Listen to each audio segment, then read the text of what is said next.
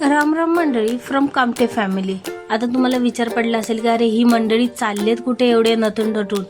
तर मंडळी आज आपल्या यशदादाचं आहे गावदेव. मग काय देवाचं नाव घेतलं आणि दिंडी दिसली. मग काय पटापट पटापट आम्ही दर्शन घेतलं आणि चाललोय गावाला आमच्या, म्हणजेच खळदला. गणपती बाप्पा मोरया. मग काय घरी पोचतात मोठ्यांचे मेजरवाले डिस्कशन चालू झालेत. पण आमचा गडी म्हणजेच आमचा नवरदेव कार्टूनमध्ये खूप बिझी झाला होता.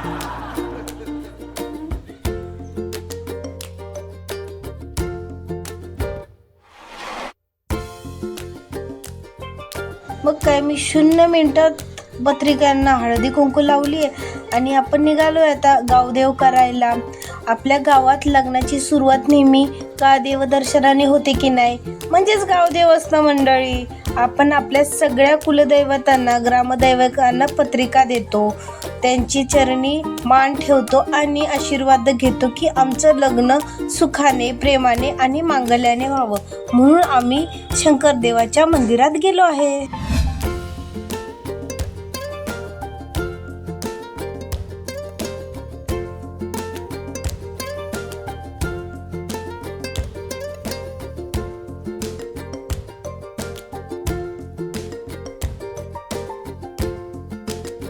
म्हणून आम्ही पहिली पत्रिका महादेवाच्या चरणी ठेवून आम्ही निघालोय आमच्या पुढच्या देवाच्या भेटीला. मग काय बजरंग बली की जय असं म्हणून हनुमान मंदिरात आम्ही पत्रिका ठेवायला गेलो. त्यांचाही आशीर्वाद घेऊन आम्ही आता दुसऱ्या मंदिरात चाललोय. मग आता पुढचं आमंत्रण आपल्या माईबापाला म्हणजेच आपल्या विठू माऊलीला आणि रुक्मिणी आईच्या चरणी चाललोय पत्रिका ठेवायला. त्यांच्या चरणी पत्रिका ठेवून या मांगल्य कार्यात प्रेम सुख आणि समतोल भरभरून मिळो हीच विठ्ठल नामाची इच्छा असं बोलून आम्ही दर्शन घेतले. मग काय मागे डोगेश्वर दादा उभे होते. डोगेश्वर दादांनी पण नमस्कार करून आणि माझं पण लवकर ठरू दे असं हळूच बोलून आम्ही चाललोय आता पुढच्या देवाला आमंत्रण देण्यासाठी.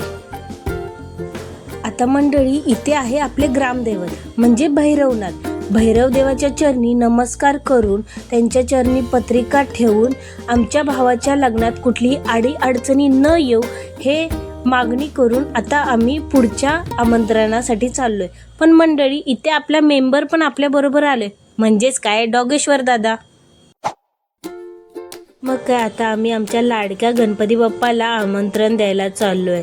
आज बाप्पाच्या समोर पत्रिका ठेवून आमच्या शुभ कार्याची सुरुवात अधिक मंगल व्हावी हीच देवाचरणी मनोकामना ठेवून आता आम्ही आमच्या पुढच्या आमंत्रणासाठी लक्ष्मी मातेच्या मंदिरात जाणार आहोत.